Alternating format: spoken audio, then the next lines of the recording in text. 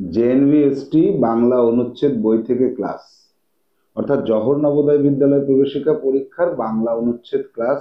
আমাদের শাহ পাবলিকেশন থেকে প্রকাশিত যে বইটি রয়েছে বাংলা অনুচ্ছেদ বই, এখান থেকে আজকে আমরা 61 নম্বর অনুচ্ছেদের উপরে পূর্ণদৈর্ঘ্যের ক্লাস করব।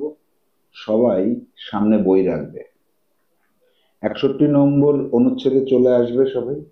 আমরা 7টি পর্বের মাধ্যমে ক্লাস করব। পর্ব নম্বর 1, প্রথম পর্বে আমরা কি করে থাকি, অনুচ্ছেদকে পাঠ করি 1 নম্বর অংশ, 2 নম্বর অংশ হচ্ছে অনুচ্ছেদের অর্থ অনুধাবন করি। তাহলে আমরা প্রথমে পাঠ করব, আমি যখন অনুচ্ছেদটিকে পড়ব তুমি বইয়ে আঙুল দেবে এবং মনে মনে পড়তে থাকবে। চলে আসি আমরা। সে ছিল আকিতা ইনু জাতের এক পুরুষ কুকুর। এই আকিতা ইনু জাতের একটা কুকুর।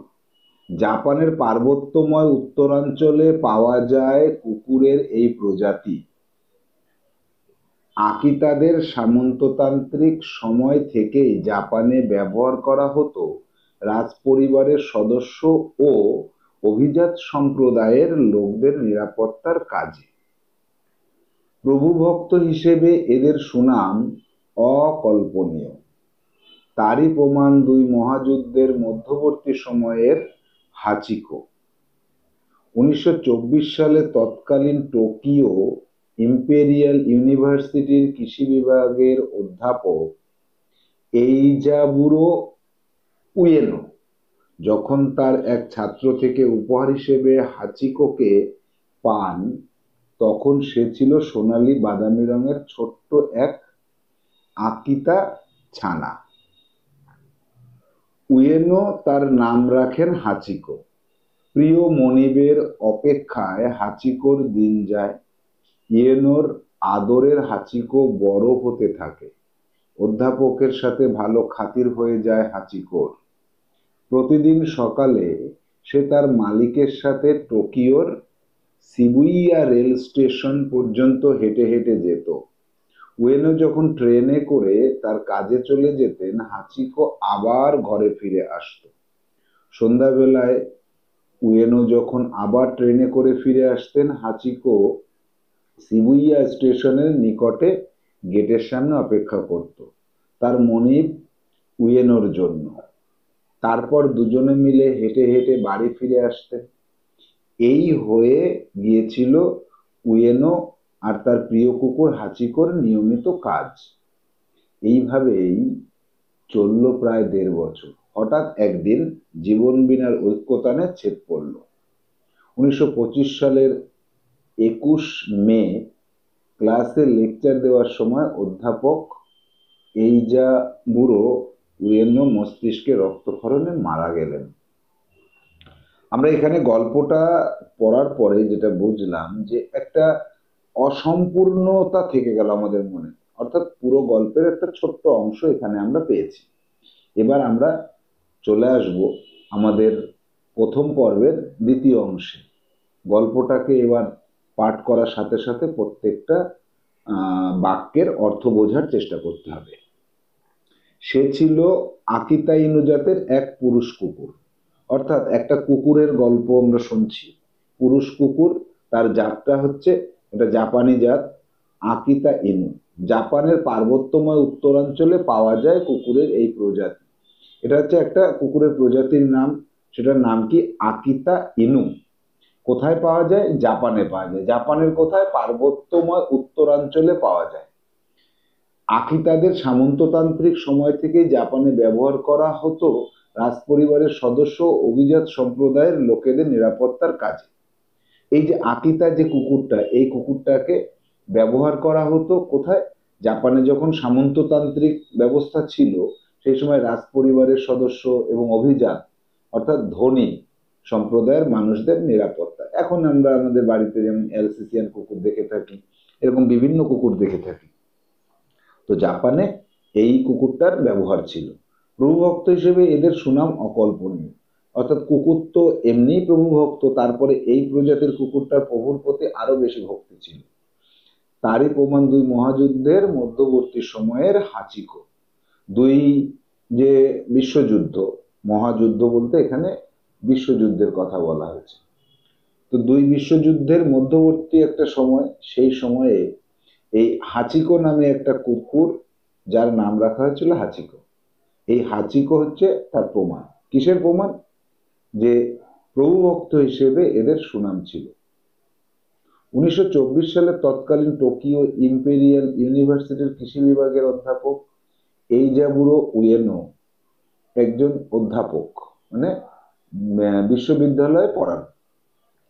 যখন তার এক ছাত্র থেকে উপহার হিসেবে হাচিকোকে পান, তখন সে ছিল সোনালী বাদামি রঙের ছোট্ট এক আকিতা ছানা, অর্থাৎ আকিতা প্রজাতির একটা কুকুর। ছোট্ট একটা কুকুরকে উপহার দিয়েছিল তার ছাত্র। কার ছাত্র? উয়েনো, এই যে উয়েনোর নামে যে অধ্যাপক ছিলেন তার ছাত্র। উয়েনো তার নাম রেখেছিলেন হাচিকো। ওই কুকুরের বাচ্চাটাকে বাড়িতে এনে তিনি তার নাম রাখলেন হাচিকো। প্রিয় মনিবের অপেক্ষায় হাচিকোর দিন যায়। প্রিয় মনিব যখন কাজে যায় তার অপেক্ষা করে। উয়েনোর আদরের হাচিকো বড় হতে থাকে। অধ্যাপকের সঙ্গে ভালো খাতির হয়ে যায় হাচিকোর।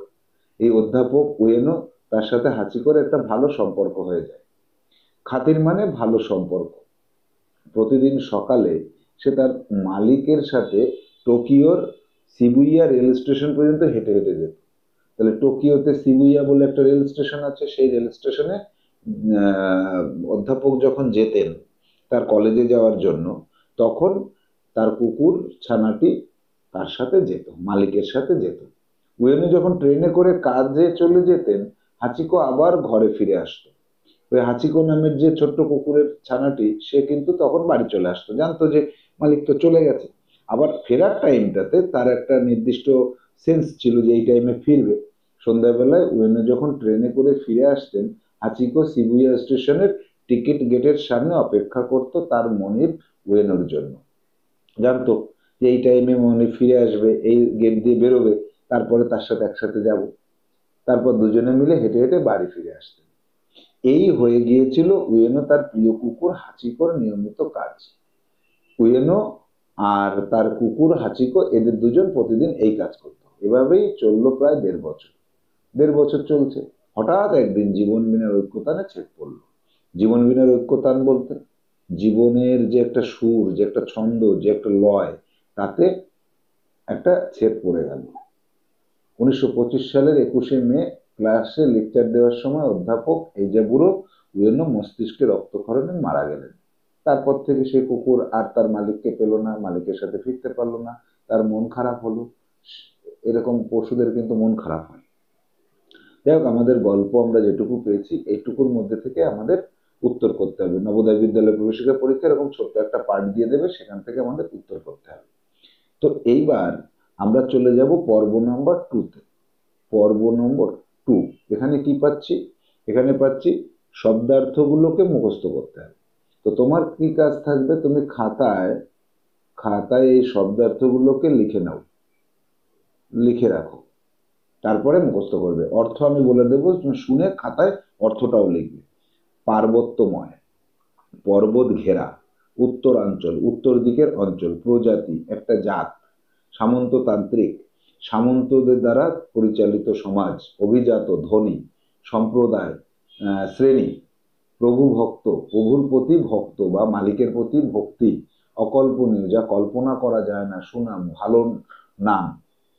মধ্যবর্তী, মাঝখানে। উপহার, কাউকে খুশি হয়ে কিছু দেওয়া। ছানা, বাচ্চা। খাতির, মিল। অপেক্ষা, কারোর জন্য সময়, অনেকক্ষণ সময় ধরে বসে থাকা বা দাঁড়িয়ে থাকা। নিয়মিত, প্রতিনিয়ত। ছেদ, বাধা পড়ল। মস্তিষ্ক, মাথার মধ্যে যেখানে আমাদের বুদ্ধি ধারণ করি। রক্তক্ষরণ, রক্তপাত, মারা গেলেন তিনি, ইহলোক ছেড়ে চলে গেলেন তৎকালীন সেই সময়ের। তাহলে এই যে শব্দগুলো আমরা পেলাম, এখানে শব্দ পেয়েছি 20টি। এর লিস্ট তৈরি করে নাও, তুমি লিস্ট তৈরি করে নেবে, তারপরে মুখস্থ করবে এটাকে। তোমার HW হিসেবে এটাকে মুখস্থ করতে হবে। যাব পর্ব নাম্বার 3-তে। পর্ব 3 কি আছে? বিপরীত শব্দ মুখস্থ করতে হবে। উত্তরাঞ্চল, দক্ষিণাঞ্চল। ব্যবহার, অব্যবহার। অভিজাত, গরিব। সুনাম দুর্নাম, অকল্পনীয় কল্পনীয়, খাতির অমিল, প্রিয় অপ্রিয়, মারা গেলেন বেঁচে গেলেন, ছেদ ছেদ পড়া ছেদহীন, মনিব চাকর, নিয়মিত অনিয়মিত, সামনে পেছনে, প্রতিদিন মাঝে মাঝে, ফিরে আসতো চলে যেত, মধ্যবর্তী এক প্রান্তে। এ কটারও কিন্তু তোমাকে লিস্ট তৈরি করতে হবে, খাতায় লিস্ট তৈরি করে নিয়ে তারপরে মুখস্থ করতে হবে। এই করে মুখস্থটা করতে হবে তোমাকে। এবার যাব সঠিক উত্তরটিতে টিক চিহ্ন বসাও। এটা হচ্ছে আমাদের পর্ব নম্বর 4। দেখা যাক, এক দাগে আছে কুকুরটির নাম কি। কুকুরটির নাম হাচিকো। অন্য নামগুলো তো আমরা জানি যে আকিতা সম্প্রদায়ের নাম, কুকুরের প্রজাতি, আইজাবুড়ো, এইজাবুড়ো হচ্ছে প্রফেসরের নাম, ইয়েনো তারই নাম, প্রফেসরের নাম, হাচিকো হচ্ছে কুকুরটার নাম। অধ্যাপকের নাম কি? অধ্যাপকের নাম হচ্ছে এইজাবুড়ো। 3, জীবন বিনার ঐক্যতানে ছেদ পড়লো কিভাবে? ছাড়াছাড়ি হয়ে গিয়েছিল, কুকুরটি হারিয়ে গিয়েছিল, অধ্যাপকের চাকরি চলে যায়, অধ্যাপকের অকাল মৃত্যু হয়। অধ্যাপকের অকাল মৃত্যুতে জীবন বিনার ঐক্যতানে ছেদ পড়ে যায়। এরপরে চলে যাব 4 দাগে। দুজনের নিয়মিত কাজ কি ছিল? একসঙ্গে খেতে বসা, রেল স্টেশন থেকে একসঙ্গে বাড়ি ফেরা, একসঙ্গে ঘুরতে যাওয়া, সব অসত্য না। এই বি দাগেরটা কিন্তু সত্য। আচ্ছা, এবার যাব 5 দাগে। আকিতা ইনু কি? একটি কুকুরের নাম, অধ্যাপকের কুকুরটির নাম, একটি পার্বত্য কুকুরের জাত। হ্যাঁ, এটা ঠিক। এটা পার্বত্য, জাপানের উত্তরাঞ্চলের পার্বত্য অঞ্চলের একটা কুকুরের প্রজাতি।